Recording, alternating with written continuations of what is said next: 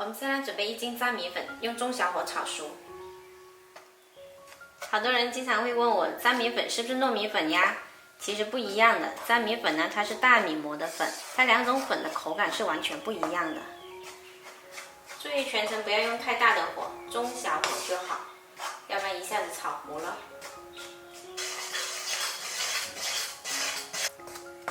大概炒了10分钟左右，可以闻得到很香的米香味，然后大米粉呢已经微微发黄，就可以关火。找个大碗装起来，再加入清水和成团。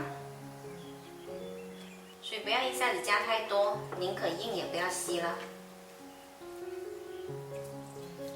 哇，好香啊！炒过的粘米粉闻起来真香。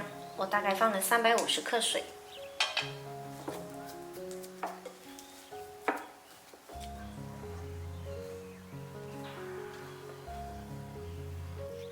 揉成团了之后呢，再用手随意给它捏成小团，不需要捏得特别圆。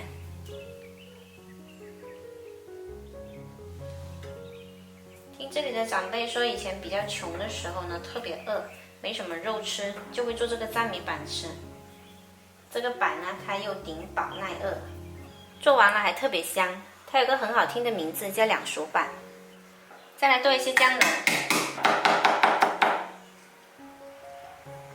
再把葱切成葱花，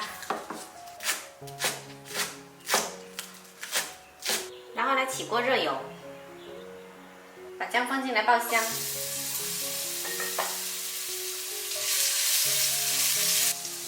接着把粘米丸子放进来，把表面稍稍煎香，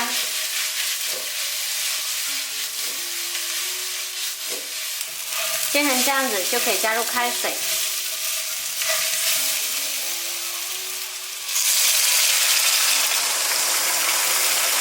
大火煮3到5分钟。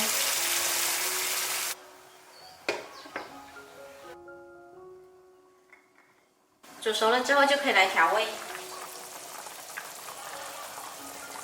我们这个调味呢也是很简单的，一点点盐，少许生抽。再来点点胡椒粉，再煮1分钟就可以啦。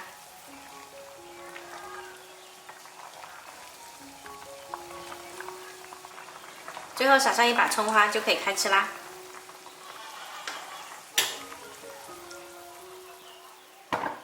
简单好吃的客家2熟板就做好啦，喜欢的朋友可以收藏起来试一下哦。